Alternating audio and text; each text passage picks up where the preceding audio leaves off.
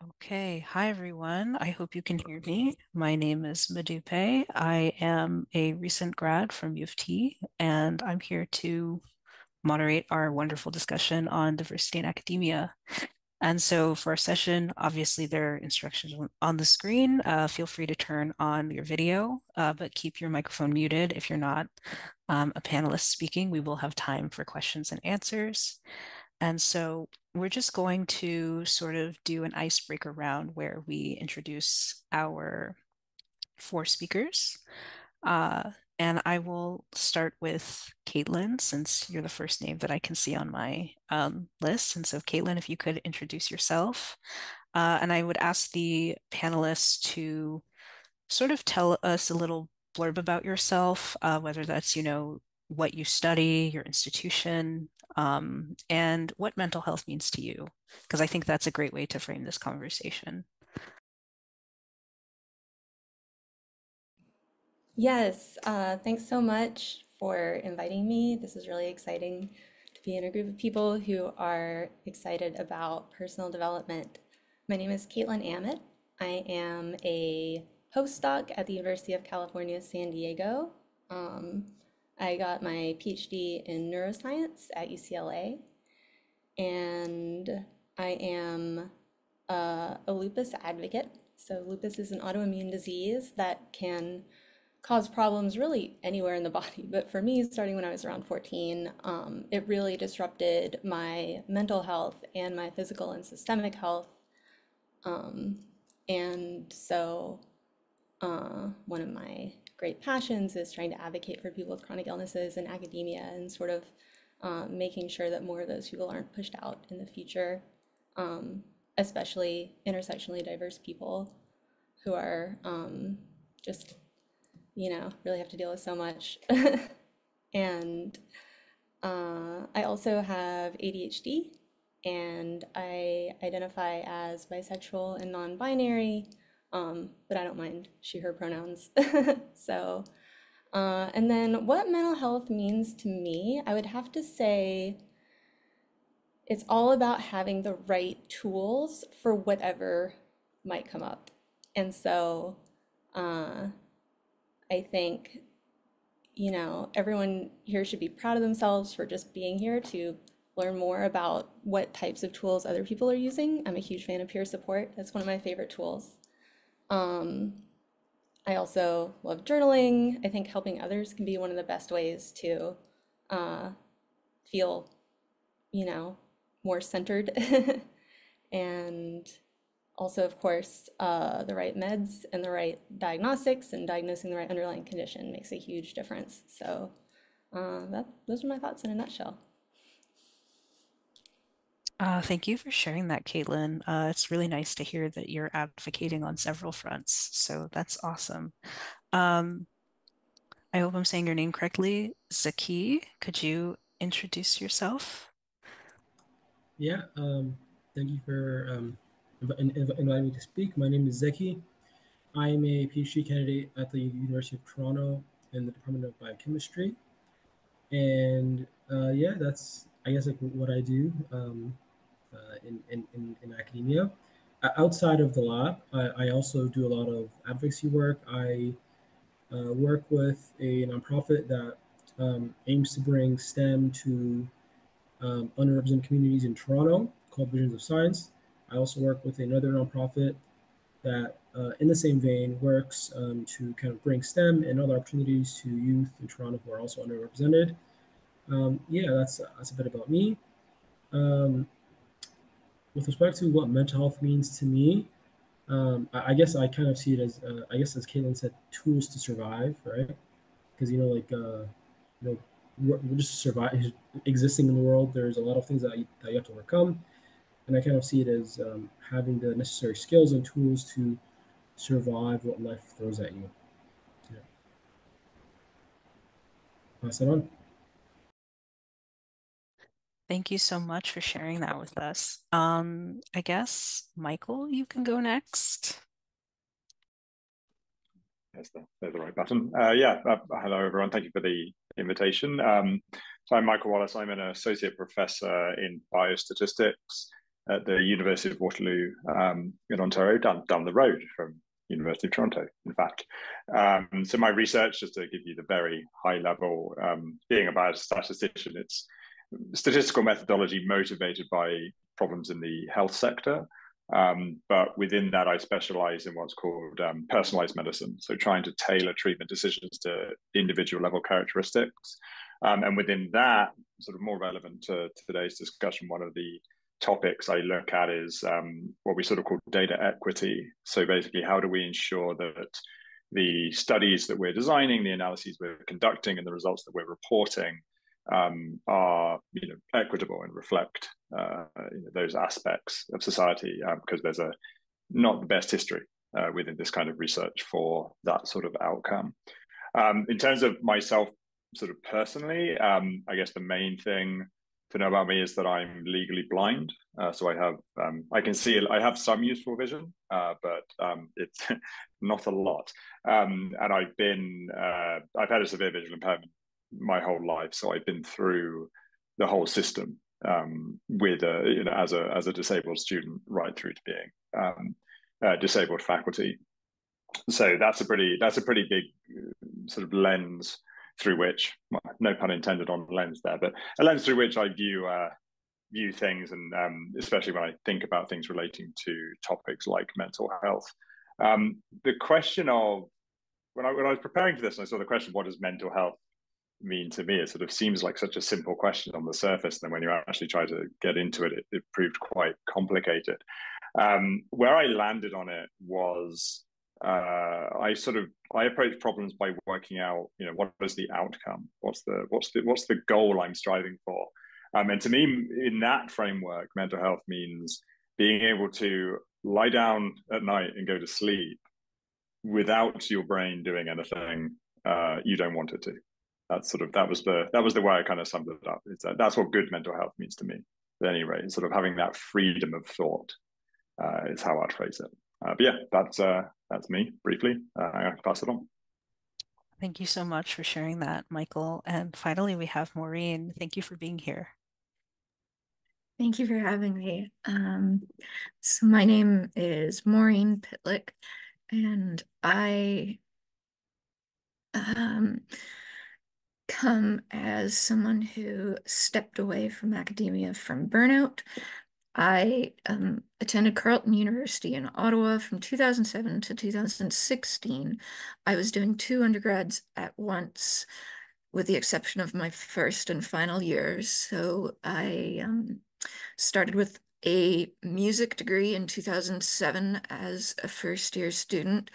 I had a reduced course load because I had been diagnosed as autistic at the age of 16, had a mental health crisis in my high school time, and so began university 1 year later than everyone in my age group. But I was really happy to be there, prepared to take a reduced course load, and prepared to do Bachelor of Music and a Bachelor of Math honors concurrently for however many years it would take. Started out thinking it would be 6 years, and it became 9. I did graduate with Bachelor of Music in 2015, but in 2016, when I was scheduled to graduate again with a second honors degree, I instead chose to step away because of burnout. And I will talk about what sort of my journey dealing with one thing that's stable, which is my autism diagnosis, although my relationship with that changes over time. And the unstable piece is how my mental illness, mostly recurrences of major depression, have really impacted my studies, and mostly that. I moved from Ottawa to Toronto following, like right after I was scheduled but to graduate the second time, but walked away. And as an autistic person, gaining independence was a huge step in my journey. So that was pretty significant on how, like, being autistic sort of led to what I chose to do with my life. I think that's it for now. Okay, thank you, Maureen, and the rest of our panelists for sort of sharing their background. And it's nice to hear that we have everybody reflecting all sorts of diversity, not just, in terms of gender or ethnicity, but also in terms of disability. So I'm sure that a lot of people don't realize that one of the most diverse groups and underrated forms of diversity comes from our level of ability. So it's great to have you all on the panel.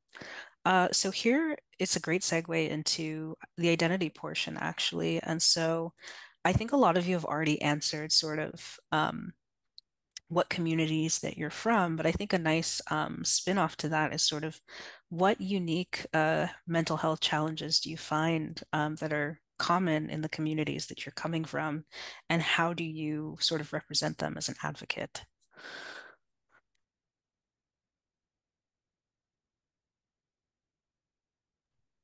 Anyone can answer. I don't bite. It's okay. I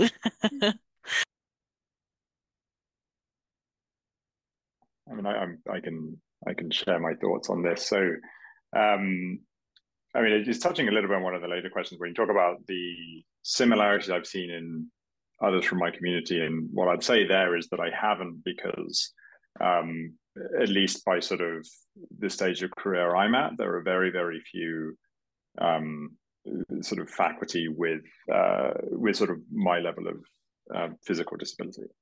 In terms of how, so I consider myself sort of an advocate within um, sort of disability frameworks. I'm also, I should have mentioned in my introduction, I'm pretty heavily involved in equity, diversity, and inclusivity sort of committees and stuff. So I'm on a variety of committees focused on trying to further those ideas as well.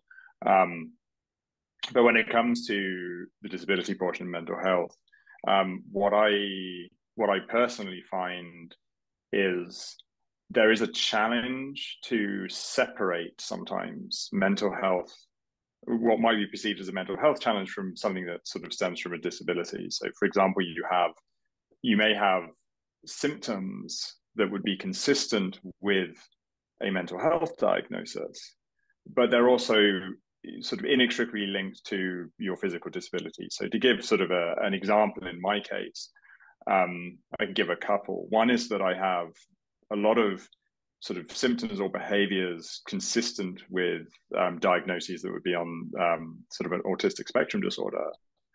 Um, but many of those, it's hard to separate from visual impairment because there's characteristics that derive from not being able to see well, such as interpersonal skills and sort of understanding sort of non-verbal cues, things like that, where I can't see them. But also maybe there's something more than that in my context. And then similarly, I've experienced a lot of symptoms sort of consistent with major depressive disorder. Again, I've not been diagnosed with these things because I haven't sought a diagnosis.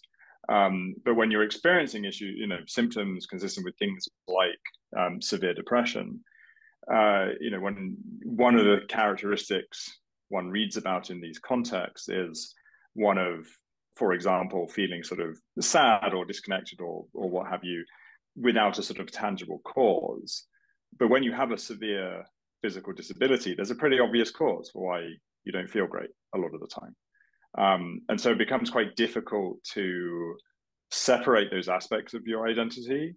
And especially in a case like mine, where I was having grown up my entire life disabled and how I was raised in that capacity, I'm sort of conditioned to view everything as a physical disability, and it actually makes it harder for me to sort of accept the possibility of it being a mental condition because I'm so attuned and so conditioned to think of things in that physical space. So that's kind of where my thoughts go in terms of how my position as a disabled person interacts with that of those questions of mental health. Okay. I guess, Maureen, I'd love to hear sort of your thoughts. Yeah, I can really relate to how your mindset going through like grade school education really impacts the way you see yourself later on, because I had only been identified as gifted very early on in grade school. uh, by grade 2 or 3. It was pretty clear.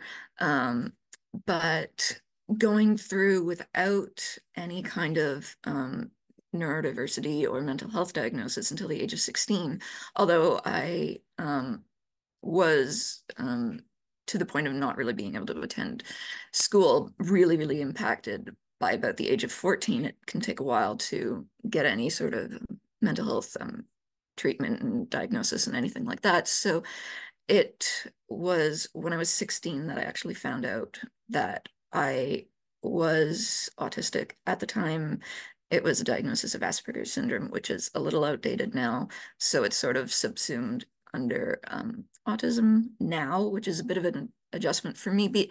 But when I entered university, I had just a few years of experience with my own diagnoses. Um, including the ADHD diagnosis that had been questioned when I was in middle school, but really only got confirmed at the age of 16. So I had had something really, really significant happen in my life, which was the inability for me to attend high school for almost a year. And I went to a special mental health school um, for a large part in between grades 10 and 11, and was able to return to high school. So I had 2 years where in grade school, I was all of a sudden like a disabled student, but I didn't really relate with others because most students identified with a disability were sort of in the learning, specific learning disability category, but not gifted. And I knew a few people existed where you could have been like grown up as being identified as a gifted student, but also having some form of disability. So when I entered university, I really needed to prove myself that I was capable of being there. It was pretty easy for first year, and all of the adjustments that went with it was a super smooth transition for me because I was just ready to be there. Um, but I guess I felt comfortable sharing my own diagnosis, just getting supports with the disability center, but speaking about with other people was a little bit hard. And especially with my peers, students, I didn't really talk about why I was different. Tried not to let people notice that I was too different. Although with my professors, I was quite happy to tell them all sorts of stuff because I'd always related better to adults. I suppose they were more predictable for me. Um, and then one thing that also is connected is that after me, having started in 2007, a few years later, by 2010 at least, there was a massive influx of students with the same diagnosis as me entering university. But when I started, there might have been 4 at my university's disability center.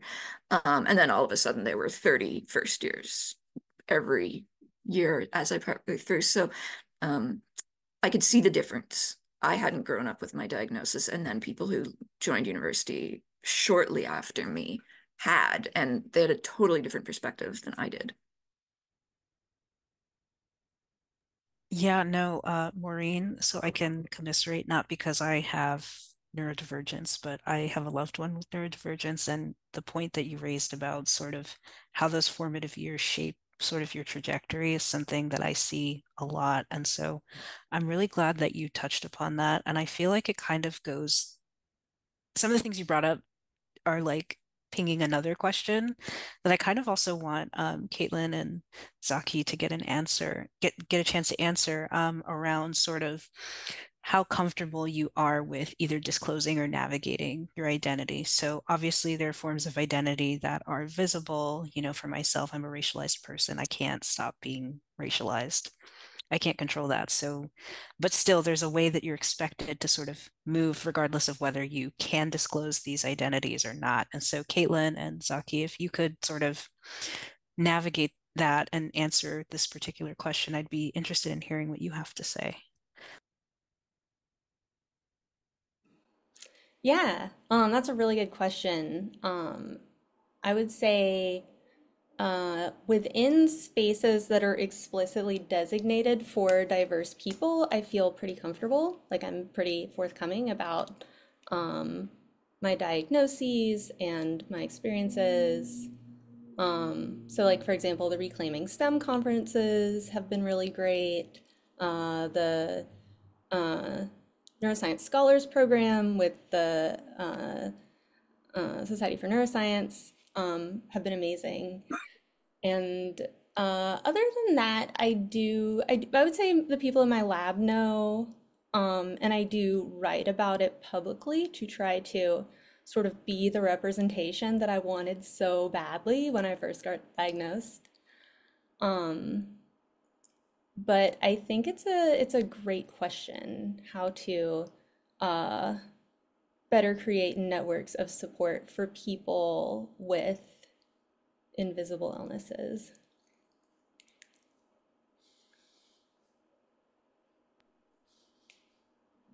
Oh, Yeah, I'm not quite sure how to answer that. So for me, just going back to the original question, what community do you aim to represent as a mental health advocate?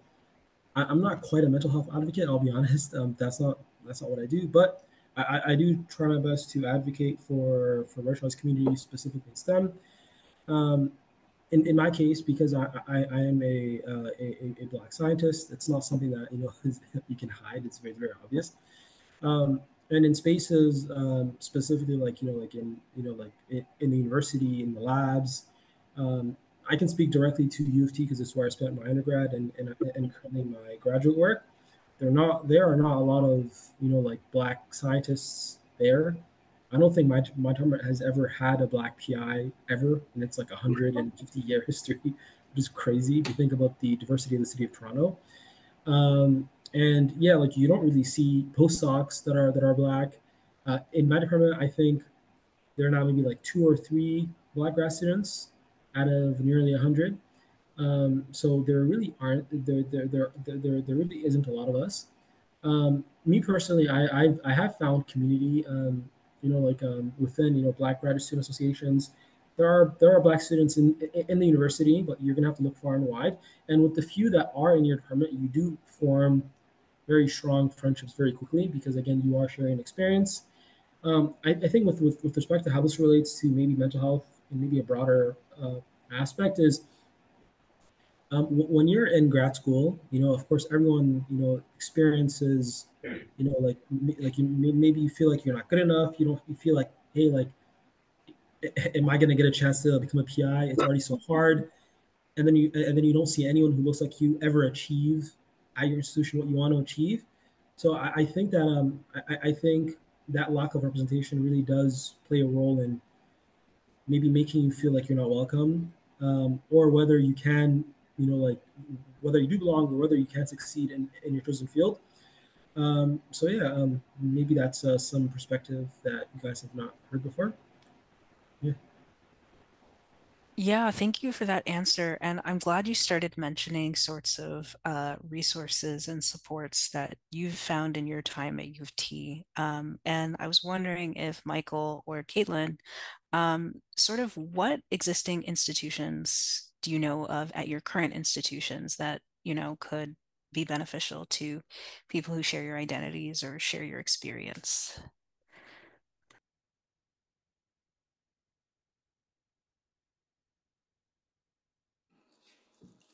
Yeah, that's a really good question. I I did talk to the disability office. They changed the name. I think it's now the Center for Accessible Education. When I first got diagnosed, I actually didn't get diagnosed with ADHD until I was in grad school. Although in hindsight, it was like a pretty classical presentation.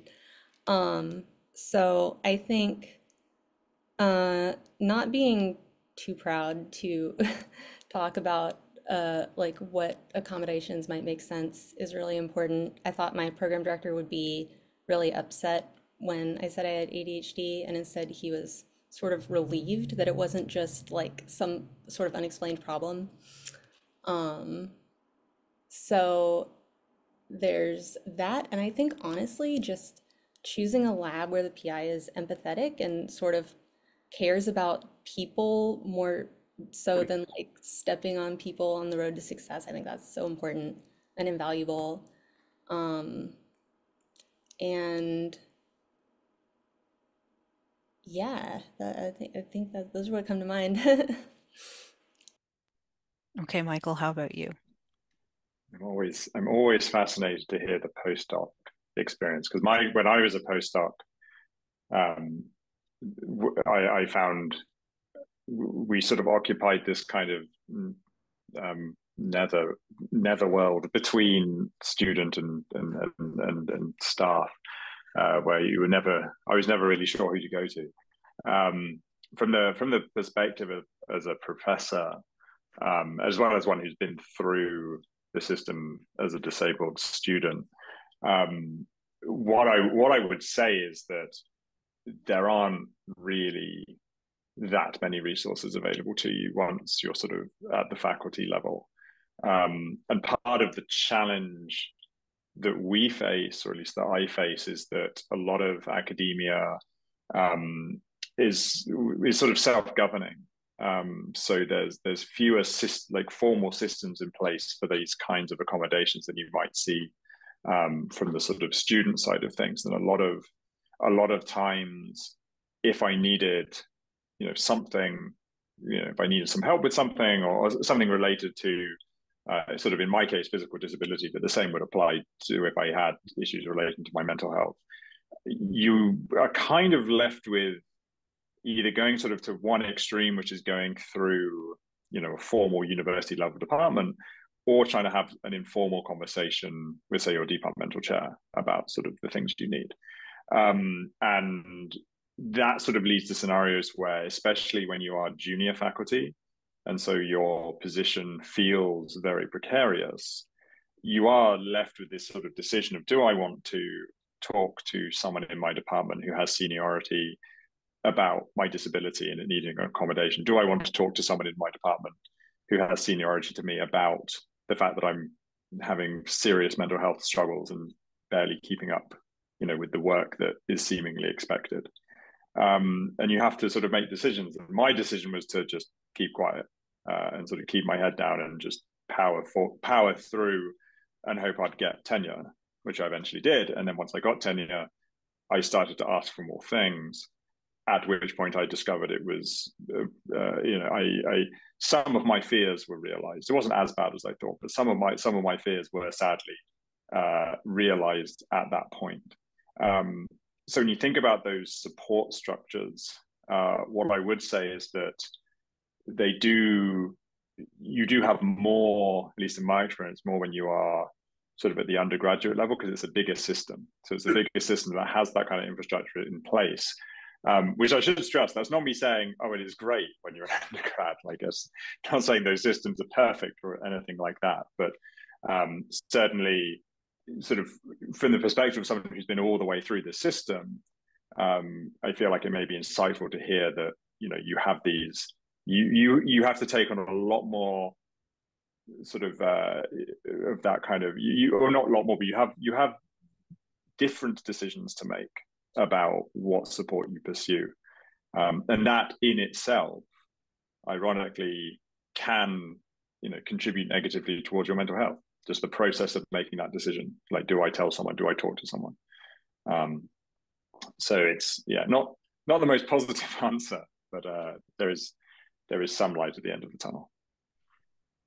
Thank you for sharing that, Michael. I think this is a great segue into the next sort of segment where we talk more specifically about the lived experience within academia. And so, Zaki, I would love to hear sort of, I guess, about the key mental health challenges that you've had in academia and sort of how you navigated that.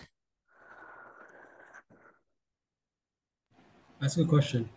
I think maybe the key mental health challenges being in grad school, being in a STEM program, I think is it's a stress of like not knowing if you're doing well, or maybe seeing like your peers doing better, seeing like people like publishing papers, things taking long, experiments taking a while, losing maybe motivation, like mid, every couple of months you kind of like lose that drive, things aren't going well, and all that kind of adding up, and like maybe you sit down, for a bit and start to think if this is something that you can actually do, whether you can cut it. I think imposter syndrome maybe encompasses all those things in that sort of phrase. I think what do you call uh, I think a lot of people experience this in grad school.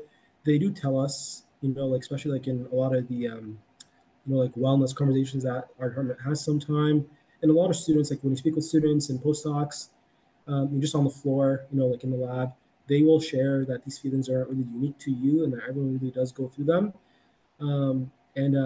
I think even in undergrad, when I was speaking to a lot of like senior students, they would explain that grad school and academia in general is really a marathon. That you will not be, you're not a superstar. You're not gonna come in and immediately succeed. Things take time. Like every what is it, like what's that phrase? Slow as was it slow as steady and steady as fast, or something like that.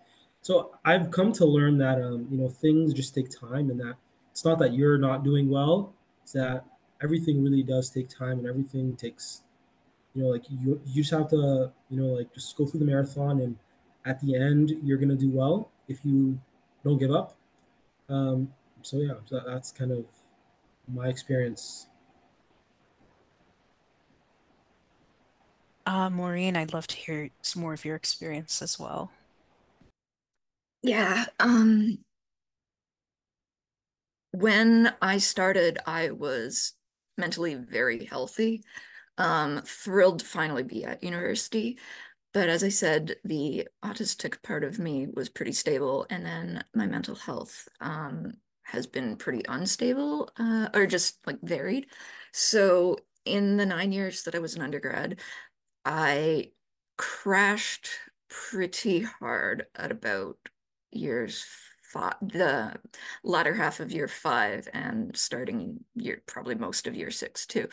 Um, and a lot of what Michael's been saying about do I disclose, do I not, that mental health weight of having a disability, and not knowing if, or like who you should talk about it with, um, because of like what their relationship is to you in terms of like the hierarchy or like your department if it's super close knit. And in my case, I was in two departments. We're very, very different.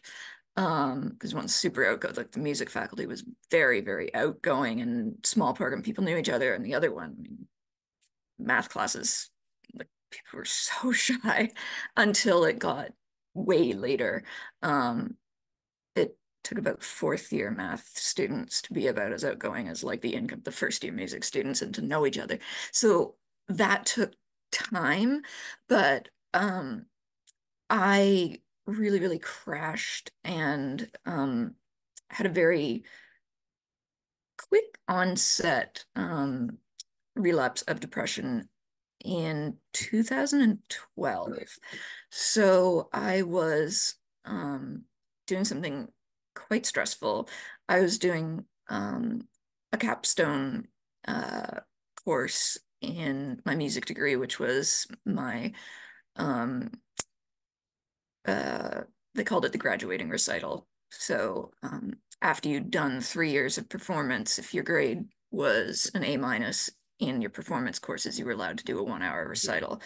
And it was a full year course. So that was the year that I was doing it and was going to be playing in May.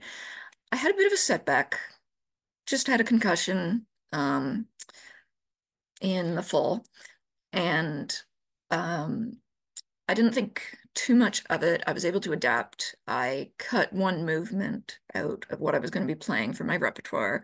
Um, I decided that the Mozart Adagio clarinet concerto, uh, the Adagio movement was beautiful, but I just couldn't add that. And so I cut that out of my recital. I felt like a bit of a failure, so the imposter syndrome was just like starting to happen.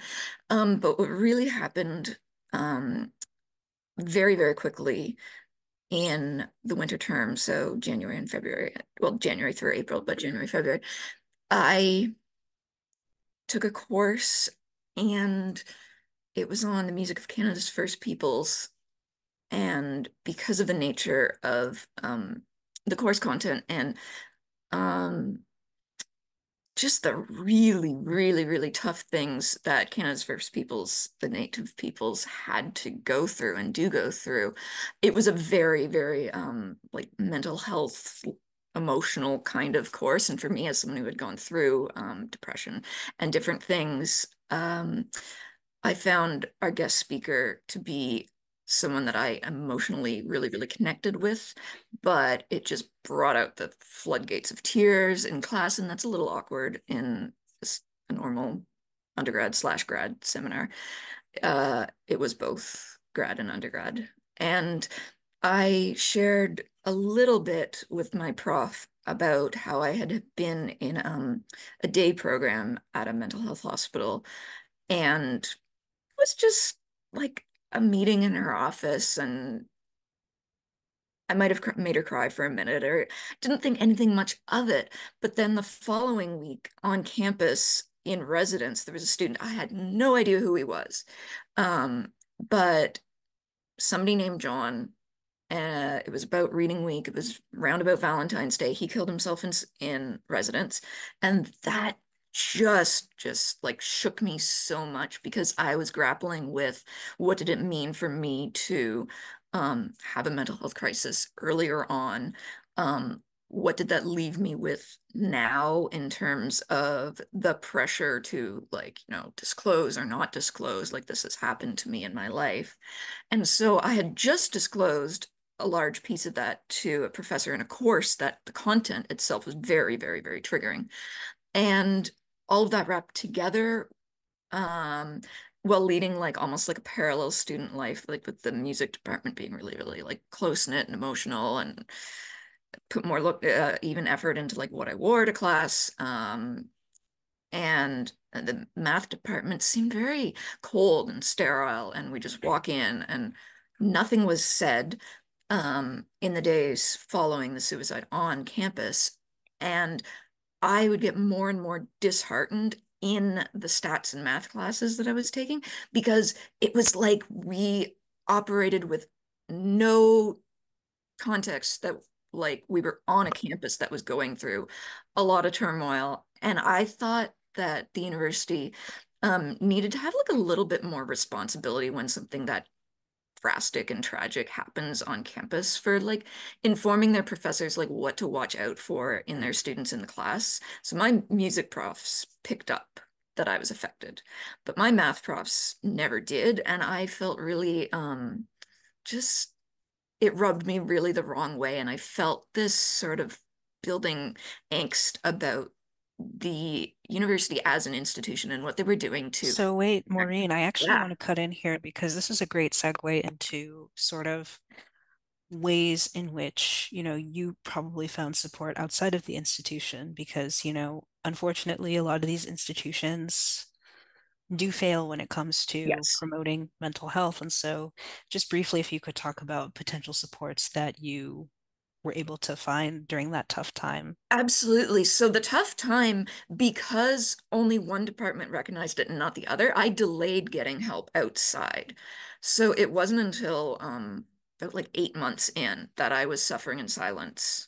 Some people knew, but they were university. They didn't know how to support me. Um, I only acknowledged it in October following when it happened in February and got worse those months. So it was my family doctor who was the most supportive. And the biggest struggle that I had was that she thankfully was really good about what other people are saying, how, oh, it's just grad school or oh, it's university and it's supposed to be hard. She knew that something had changed with me and she always supported my pursuits and that I was going to be successful and achieve things. And she was fascinated in what I was doing at university because I loved it. But for me to make a long story short, I'm going to skip over a lot of the bad stuff that happened, but I wound up getting an F in that music of Canada's First Peoples course because I just could not withdraw. Um, like psychologically, I couldn't will myself to cut ties with the course. So I wound up with an F on my transcript and being like probably grad student bound,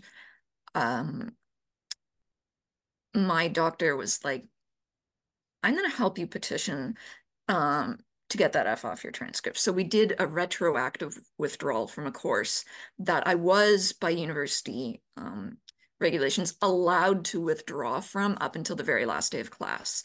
And so my doctor helped me, and I still did it sort of secretly. I felt ashamed of it, but I knew it was the right thing to do, especially with her really pushing me to support that this was unfair what the university was kind of doing in its communications with me, that I had a case to say that I was just not mentally capable of making the decision that any other student without the mental health issues and like the mental health like really impeding their ability to make any decisions at all. Any student who knew they were bound to get an F because they simply just stopped being functional in that environment would have withdrawn so as to not get the F on their transcript. But I just couldn't sever the tie with the course because it became emotionally connected. Were you able to get that successfully? It took many months, Okay. and I endured quite a lot of backlash from the registrar's office. But remarkably, once it happened, things kind of were okay. But it did leave me with a bit of not so great taste in my mouth. And during those, say, 8 months, the disability center that I'd always been quite good with, the experience of me being in that class, kind of impacted how the disability center wanted to, see my requests for accommodations down the line, because they thought that, so one of the things that had happened is they told me, so this is a disability support staff person, and me being really, really rule bound, rigid, kind of took it point blank and overanalyzed it. They said that I had overstepped some boundaries with my professor, and they basically were like, "How dare you make your professor cry? That was totally wrong. You shouldn't ever like make a prof cry." Um, it was a one-on-one meeting in her office, and it was very human and very normal. But the overstepping of them saying, basically, they took it so far. Um, sorry, my partner's phone is going off there. Okay. Uh, they took it so far, and I took it so personally, and I overanalyzed it, that I internalized somehow, and this was the crux of it, like the crux of my mental illness on campus was that I internalized that they told me that I had crossed an emotional boundary with my professor, and she was unable to be objective with me, which is like in part why I wanted to stay in the course, to be like, are they correct in telling me that I've gone so far over the boundary that my prof will not be able to fail me because she's emotionally like I've just messed her up? I was told that I had to stop talking to anyone who is not a trained professional about my mental Mm, health history. So basically, I was only allowed to talk to a therapist, and that was it. And how dare I talk about my mental illness or mental health history with anybody? And as an autistic person, I took that very seriously, and that right. really, really impacted me. And so it was like, how dare you make her cry? Um, and part of me was curious, like, is she, or did I really severely mess my professor up? And it's like, how dare I, did I Right. make her access the employee and family assistance program? Like, is she now in therapy because of me? This is what Right. the message I was receiving. And it turned out to probably not be very true. But at the time, like, Right. this professor has handled it just fine over time. We were able to like repair that relationship because I'd finished the course, but the university staff were almost like interfering with the natural Right. resolution of us resolving things, and just me. Once I recovered from that major episode of depression, Right. I functioned normally again. Right. But at that moment, the university really were like, it was almost like they were saying, we don't like your mental health issues. We think you're being unreasonable. So we also think your requests for extra time are Right. unreasonable. And I Well, needed a little more and more time. wait, Maureen, I do want to give other people a Yeah. chance to speak, but I'm really sorry that the institution has failed you. And let me tell you, I've been at various institutions in Canada and the US, and it's pretty much the same story everywhere. I wish it was different. And I'm Yeah. really glad that, that got resolved. And you were able to sort of repair that relationship naturally. But Yeah, and it wasn't as bad as they were making it out seem. right, But right. that them telling me it was really hit me hard and stopped me. Yeah, and I think that's a great segue into asking some of the other panelists, sort of, I guess, a question where you feel like the institution failed you in terms of getting an accommodation, supporting you through your mental or physical disability, and how you were able to sort of find other supports outside of the institution. So, Michael, I feel like you'd be a great person to answer because like you mentioned, once you get to a certain level, it's harder to find that support. Yeah. So sorry, I'm still processing Maureen's story because it's interesting hearing that sort of from the perspective as a professor. Um, sort of it's interesting. But just to circle back, sorry, was there, I lost the track of the question ever so slightly. Would you mind Yeah, just recentering me? so if you feel like there was a time that the institution failed you, how did you find outside support? Hmm. Um, I mean, the sort of the short answer is the I wouldn't say the institution ever has ever failed me directly. So, like one thing, at least in my case, and this is something that I think is an interesting illustration of how there are there are distinctions between how physical disabilities and mental health issues are interpreted by others and how they're treated by others. And I'm sure many of us are familiar with the multitude of differing ways people are stigmatized. But I've had situations where it wasn't that the institution let me down, it was that individual colleagues let me down. So as I alluded to earlier, this process of when you're at the faculty level, there are fewer formal procedures in place. And so I was approaching things here and there more informally. And that led to some scenarios where there were problems. And I'll shan't go into the details. But what I found in that situation was when I did then go to the institution, so the kind of what to me always felt like the nuclear option. As I mentioned earlier, when you're faculty, you can either try the kind of gentle collegial approach, going through your colleagues in a somewhat informal setting. The alternative is go to the sort of the highest level almost and sort of go that way. And that often it can feel like you're trying to go over someone's head in a way. But when I went to the university level in those situations, what I found was at the moment I told them that I was legally blind, and that's like that is an official, it's a certified status, and what you find is that is understood. Like, at an institutional level, people understand what legally blind means. They recognize it as this very objective thing. I have a card from the Canadian National Institute for the Blind that says it. And it felt like it was kind of like having like a hall pass or something. And in contrast, whilst I haven't tried this myself because as I mentioned, whilst I've had a lot of issues related to my mental health, I kind of prioritize the physical issues I face. I am aware of colleagues who have sort of attempted similar things where they don't have the same kind of, I just have a very, very nice, clean, easily understood diagnosis, and they have sort of had these challenges. In terms of supports outside the university, I pursued some related to mental health, but not because of a failure of the university. Well, you could, it's all about a perspective. You can frame a failure of an institution simply if you don't feel comfortable asking them for help.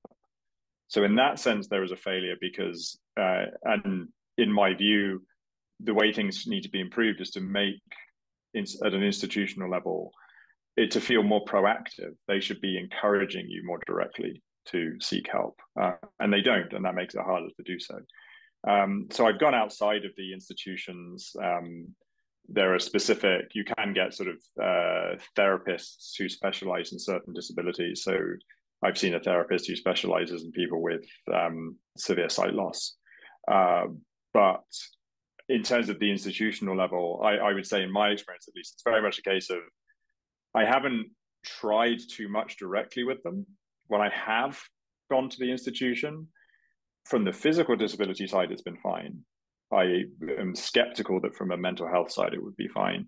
But I do think there's more they can be doing to sort of be more proactive in encouraging you to come forward.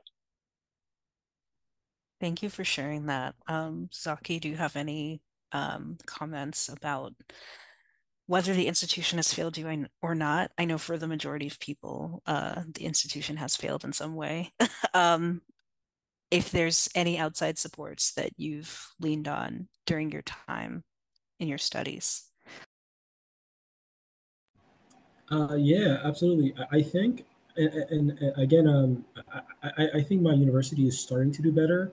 I know that recently there has been a lot of effort that has been made. I know recently, again, this is not with respect to disability, but this is with respect to creating community for folks who are underrepresented.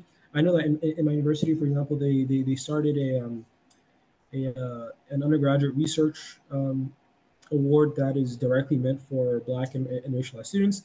And in the first time since I've been at the university, they actually reached out to Black graduate students to directly mentor the undergraduate students.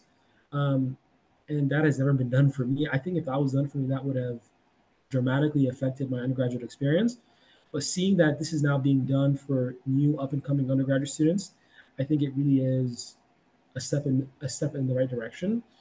But beyond that, and beyond kind of maybe changing the university from the inside, I really think what has worked for me, as I mentioned earlier, is creating your own community, finding your own supports outside of the university, finding people that you can really rely on, people who understand your experience, and can give you actual support and not just platitudes. I think that has been something that has worked for me. But again, I'm not sure if this will work for everyone else. I know that it, it's what has worked for me. That's all I can say. Yeah, thank you for sharing that. And I think with the way that you phrased your response, I think it's a great segue into talking about sort of advice and like what things could be done better. So like for example, so Caitlin, if you could just talk about how, you know, you have received positive support, whether it was in the institution or otherwise, and how, structures can sort of build on that as a model. Yeah,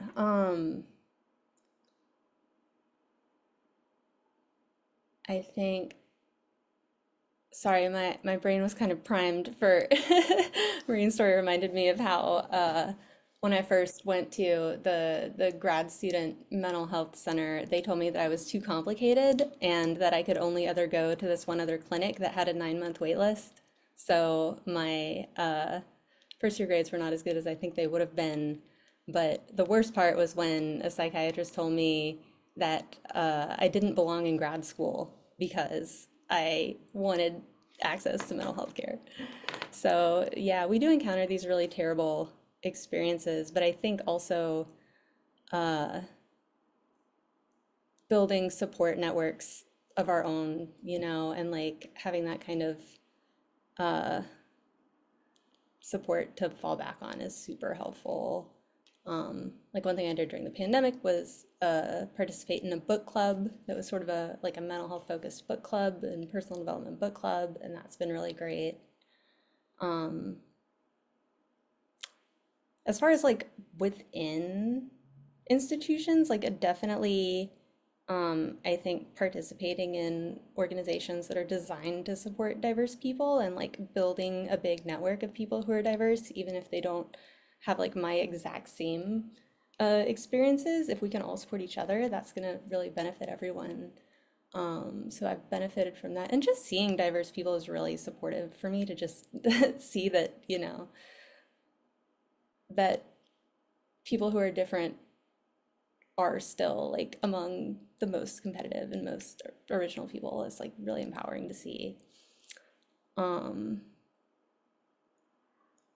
and yeah, I think just choosing a supportive work environment as much as possible is what I would recommend.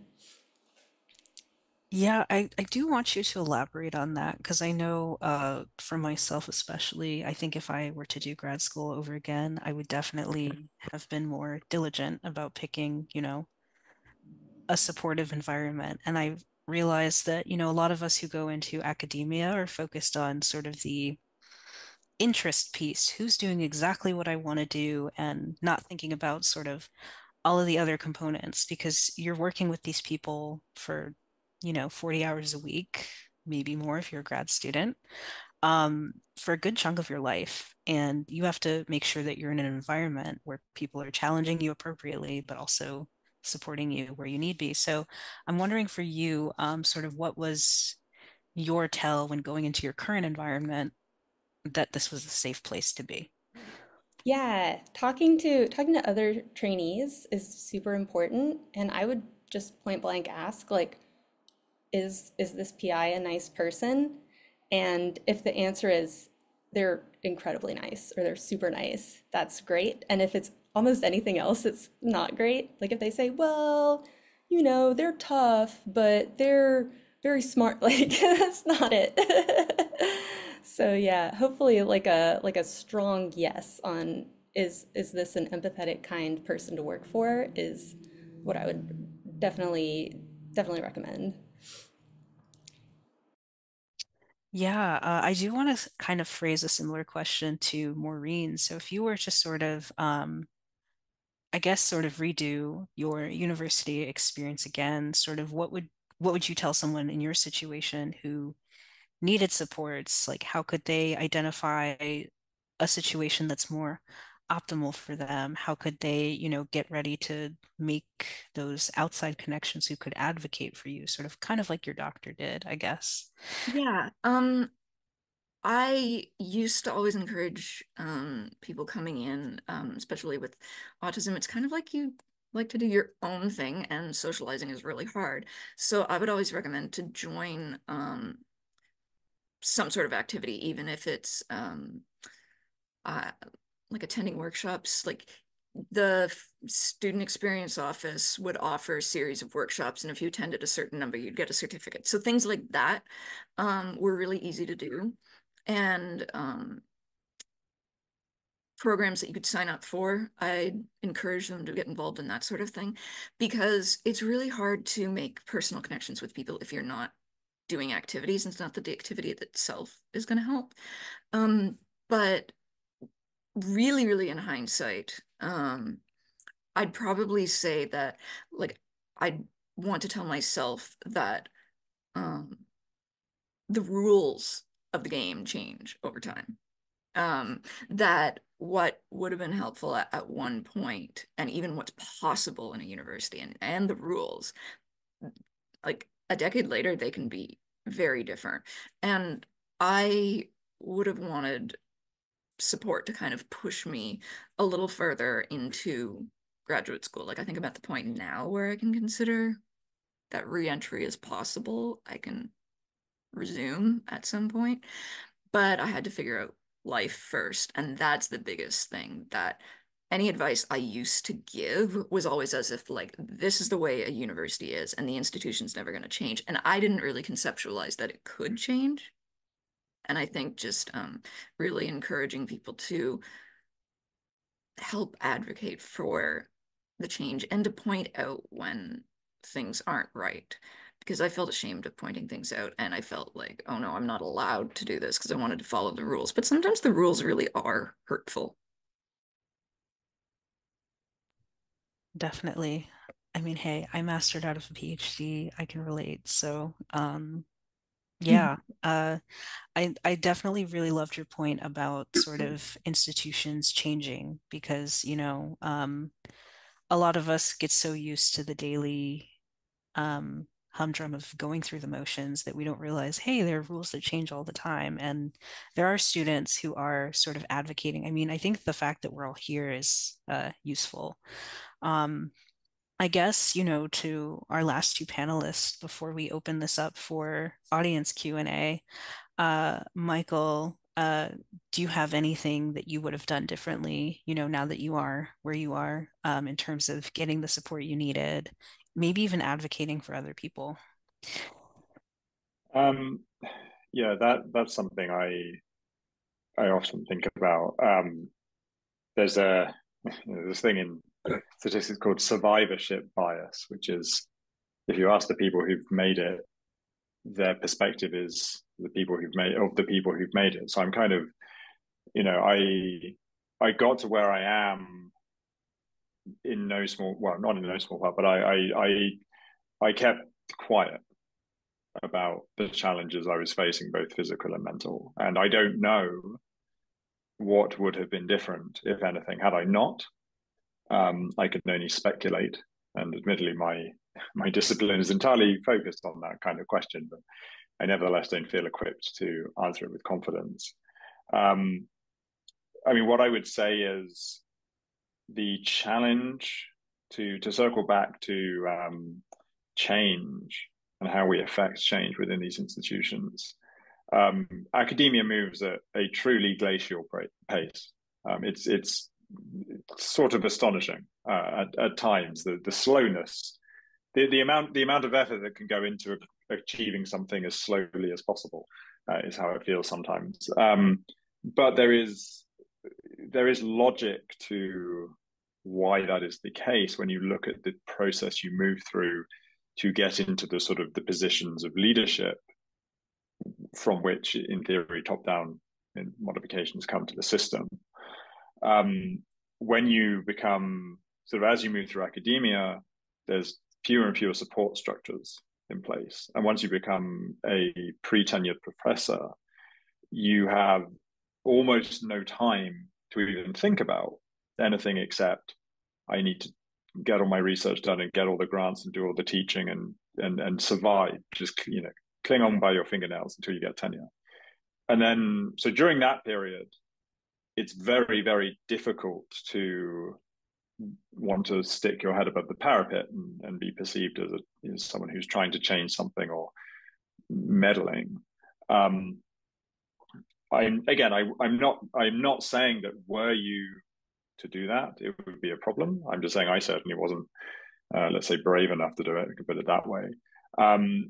But the key is, at least from my perspective, from where I am in my career now, is to remember, like, once you've got where you want to be, it's very, very easy to just do nothing and just sort of take that attitude of, well, I've got mine, and not try and change things. And that's why at least from where I am now, I'm doing things like this. I'm on lots of committees and slightly annoying people here and there because I feel like I can afford to. And to me, that's the biggest issue academia faces, that it's such a cultural change. It's a cultural change that needs to happen, and to bring it back to this idea of sort of mental health. I'm sure we're all aware there's lots of studies that show that mental health issues among sort of academics and researchers and professors is super high compared to sort of whatever the average might be. And that's a cultural issue. It's because there is this, I'd say unspoken, it practically is spoken assumption that you just work all the time. And if you can't succeed, you are a failure. And there's sort of no real sort of middle ground or excusing it. So we have to change the culture. But that begins, that's not something that only has to happen sort of as faculty. Like at the student level, advocacy there works its way up as well. Like I've seen that throughout my career, that advocacy from student groups, which is often where the strongest advocacy comes from, that does apply pressure. And if you can, talk to your professors and get them sort of to, believe what you believe and use their positions as well, that is a great way to affect change. And it's certainly sort of something I've been a part of in that process. So it's we can all make a difference. It's just again, we're fighting a glacier. Oh, thank you. That's great to hear. And Saki, if you have anything you'd like to add, sort of in terms of how we can improve things or affect change, we'd love to hear from you. I think Michael closed that off very well. So I'll leave it at that. I think it was an excellent. It was an excellent way to close the session. Yeah, I agree. And I think it kind of goes back to that. I think it was maybe Caitlin's point earlier of really picking the right faculty to build those relationships with, because it's only with, a receptive faculty member that, you can affect change that way through having this sort of dialogue. So I think this is a great time to pivot to the audience if they want to ask questions. I'm sure you guys are sick of hearing me. Yeah, so feel free to type any questions you might have in the chat. If you'd like to unmute, feel free to do that as well. You don't have to get on camera if you're not comfortable. This is a safe space. So, yeah.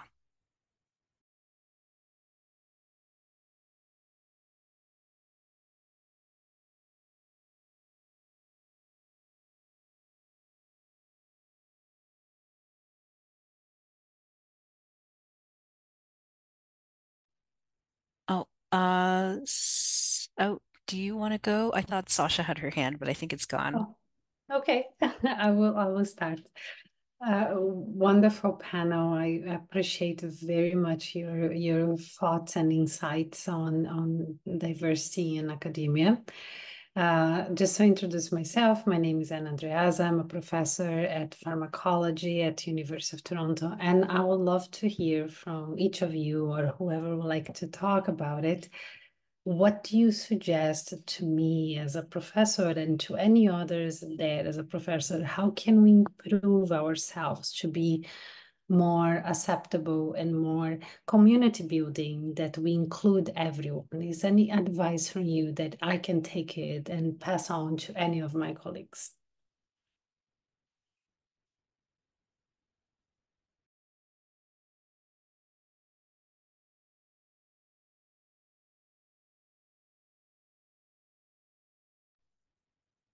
I mean, I can just, I don't know, add my 2 cents. It's funny because I am an alum from the pharmacology department.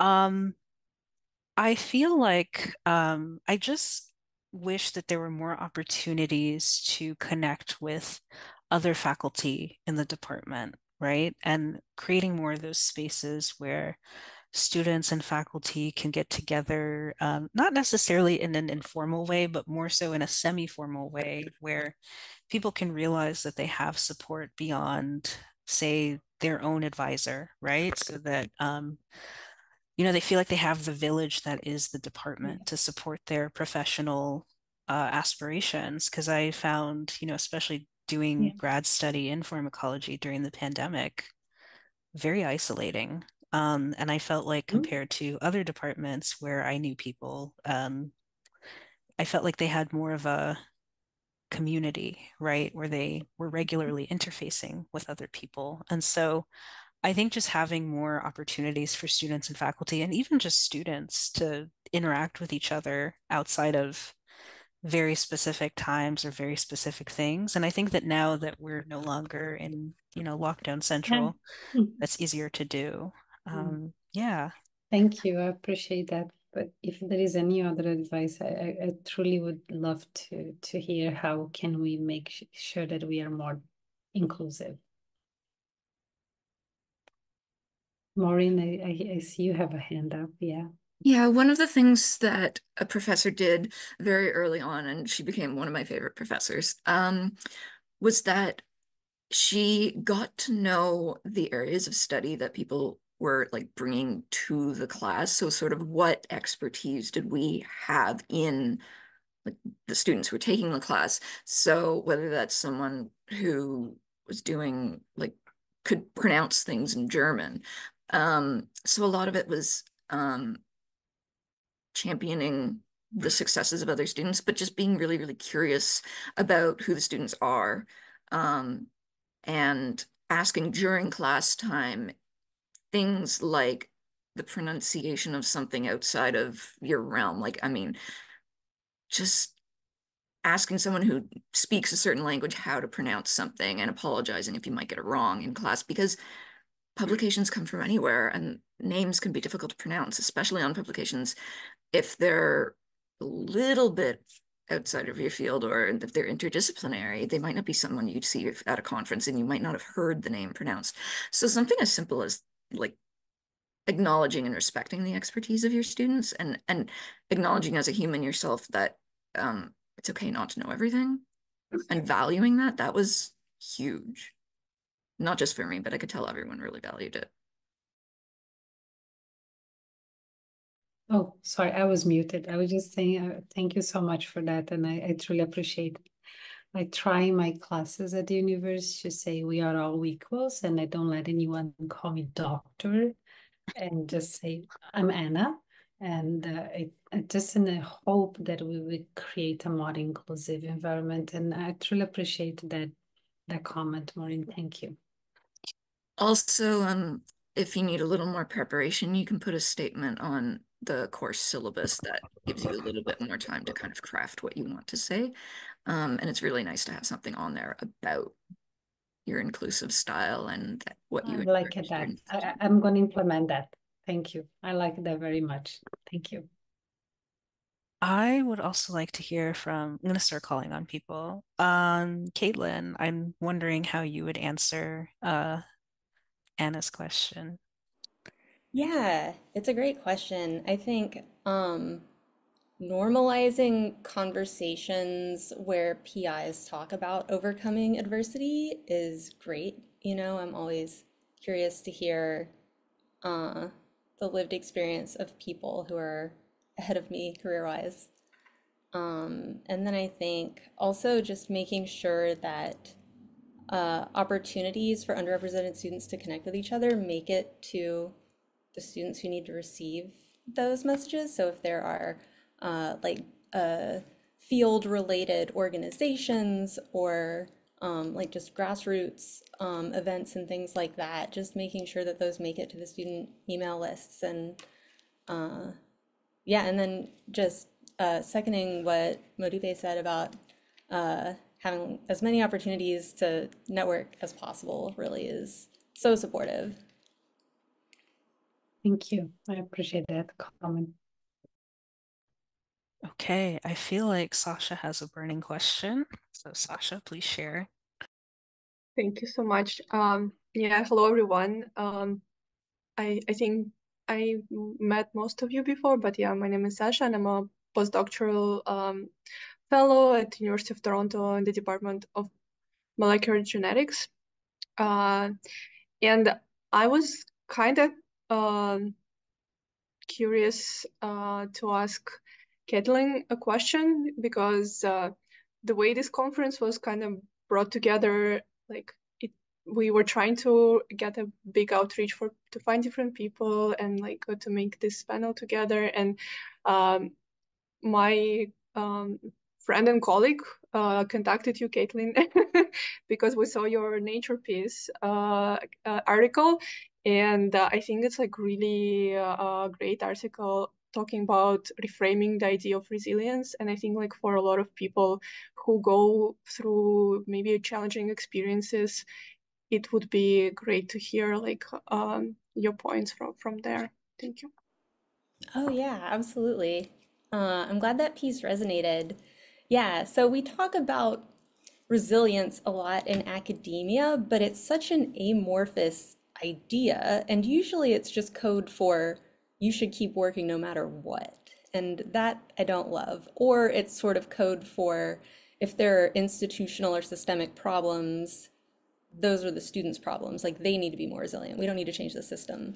So the more I thought about this idea of resilience, the more I realized even resilience itself is not inherently good for example, if I'm troubleshooting a wet lab experiment and I am doing the same thing over and over and over again and the experiment's not working, like having the stick-to-itiveness to keep doing it is not going to be as helpful as, you know, seeking help from other people and sort of trying to change what I'm doing and give up this one strategy and find a new strategy. So, uh, I think also in academia, it's really valuable to respect that not everyone has the exact same experience. And for one person, it might make sense to finish a PhD program, and for another person, like the best choice for that person might be to not.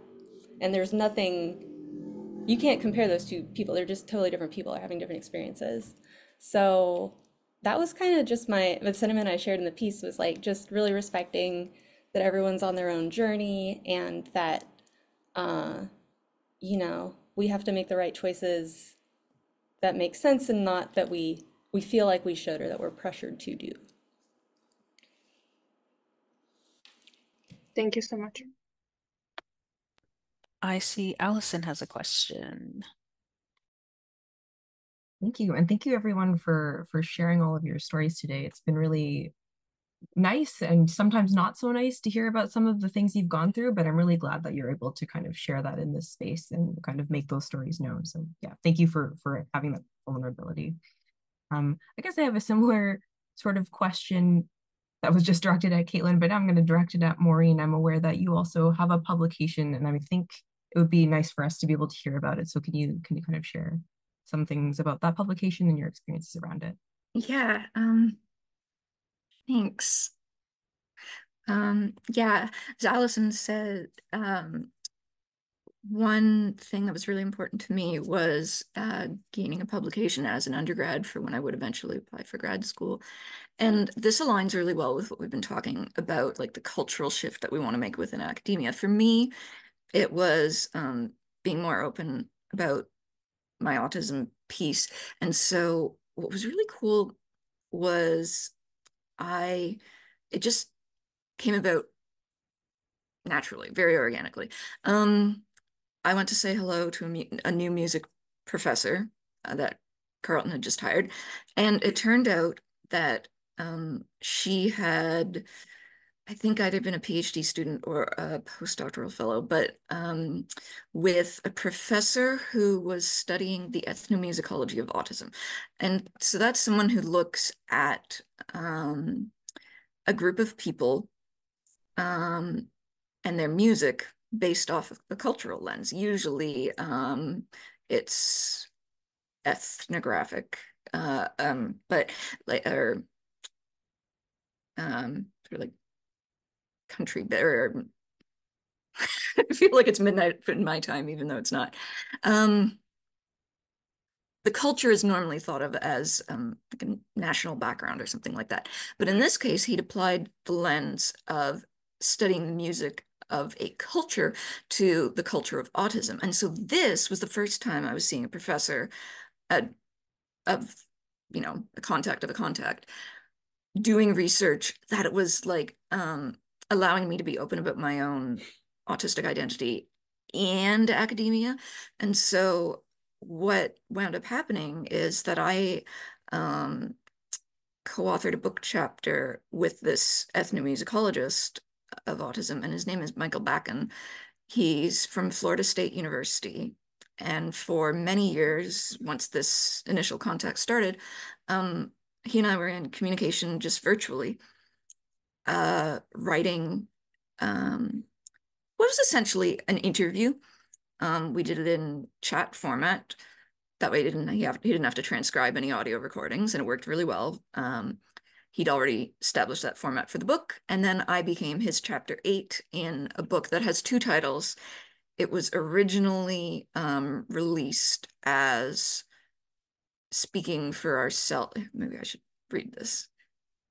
Yeah. Originally released as Speaking for Ourselves, Conversations on Life, Music, and Autism. But then it got re-released, the exact same content, better title, Music and Autism, Speaking for Ourselves. And in the republication version, just better cover. We got pictures on the front page on the cover and our names. There were 10 co-authors. So the book featured 10 chapters, and then he wrote an intro and a conclusion. And then there were the 10 of us, autistic musicians of sorts, who each had our own chapter. So that was ultimately a publication that I really, really enjoyed, because not only did it satisfy the desire to succeed, to show other people that autistic people can do a lot of things, but it gave me that sense that here's a mentor, here's my opportunity to be more open in academia. And ultimately what it ended up being was like a piece where I could be shifting a culture, because one of the things is that in talking in or research about autism, very few people with autism were able to kind of share their own perspectives. And so this book was actually considered quite groundbreaking in that the researchers were giving voices directly to us individuals. In hindsight, it's very white, which is the book's down point, but in every other way, it's pretty good at breaking a lot of stereotypes and just really being a first of its kind, which I really enjoyed. And when I do re-enter academia, I'd love to have it have the sort of sense that this publication gave me, that I was okay to be me, and realizing that my co-author was pretty neurodivergent in some sort of sense, and that was okay. So I really enjoyed it. And I'll try and pop the link to the book in the chat. Wait, I'm glad you brought that up, Maureen, because that got me thinking of a question sort of around representation. And so I'm curious, Zaki, as a fellow Black scientist, well, former scientist, because I'm not in academia anymore, how representation, I guess, guided sort of your career trajectory and sort of what it means to you.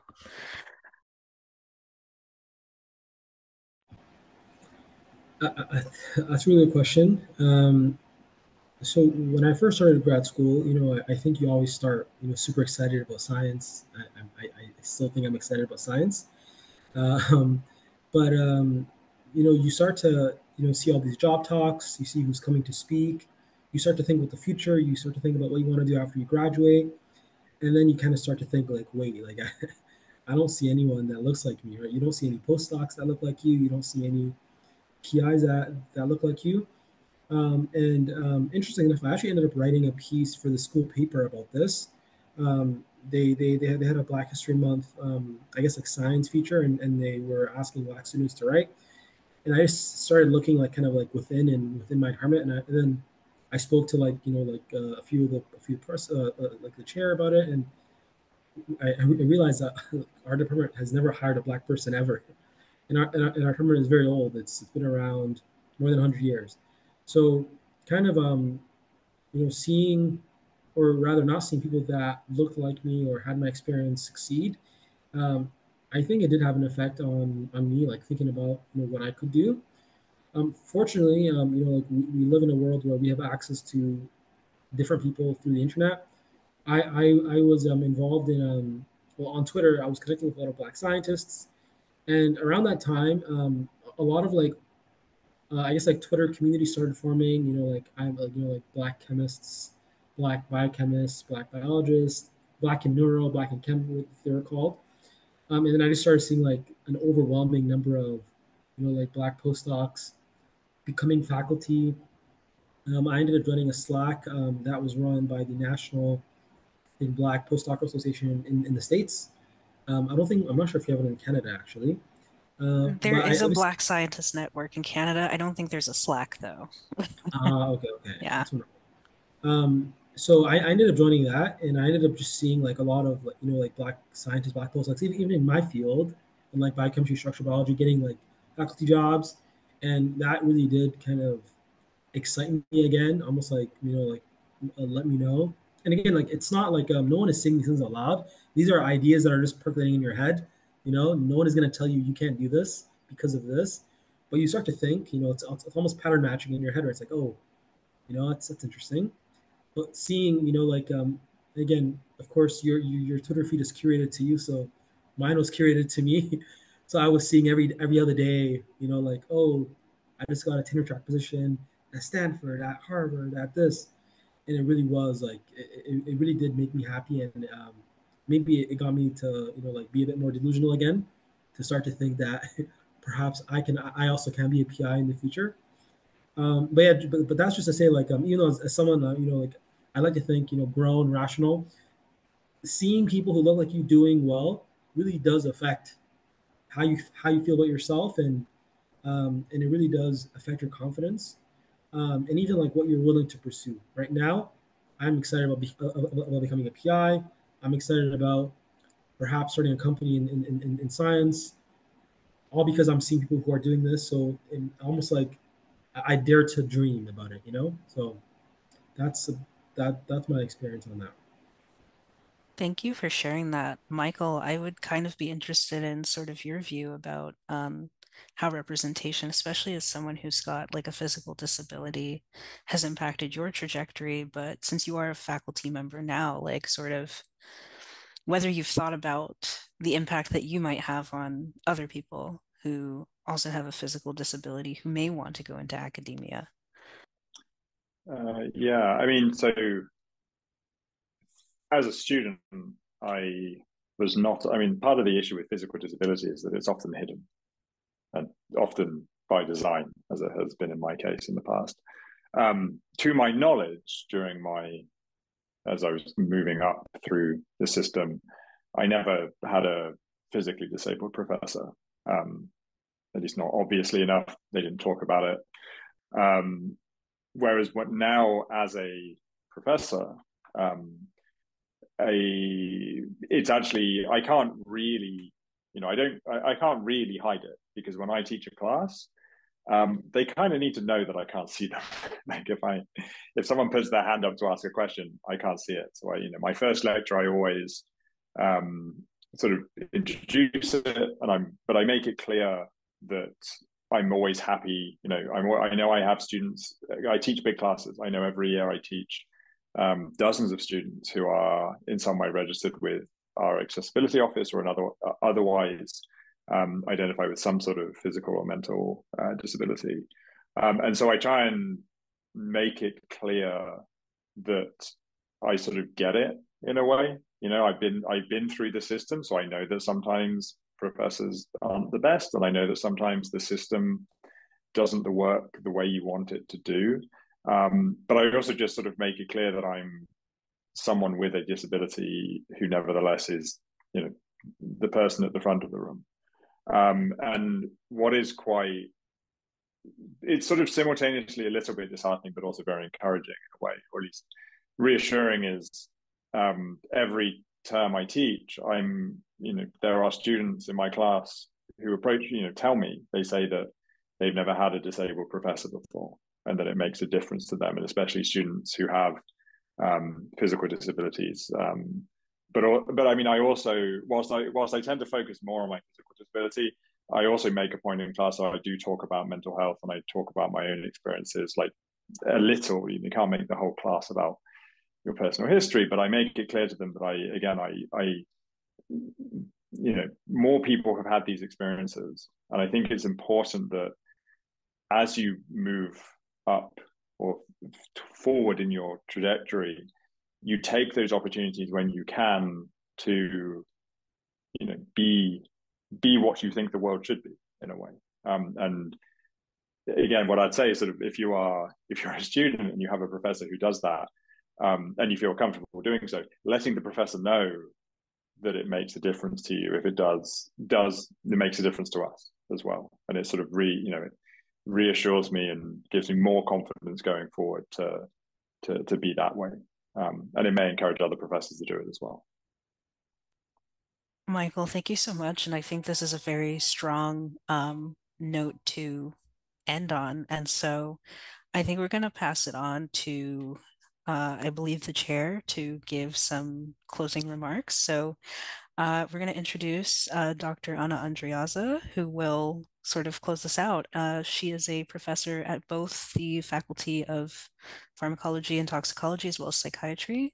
She has a bunch of impressive credentials, and we're glad that she, as a professor, along with Michael, are professors that are invested in sort of being inclusive, fostering a good mental health space. But I do also want to take the time to thank the rest of the panelists for sharing their experience. And with that, Anna, you have the floor. Thank you so much. It was such an incredible pleasure to hear your thoughts today.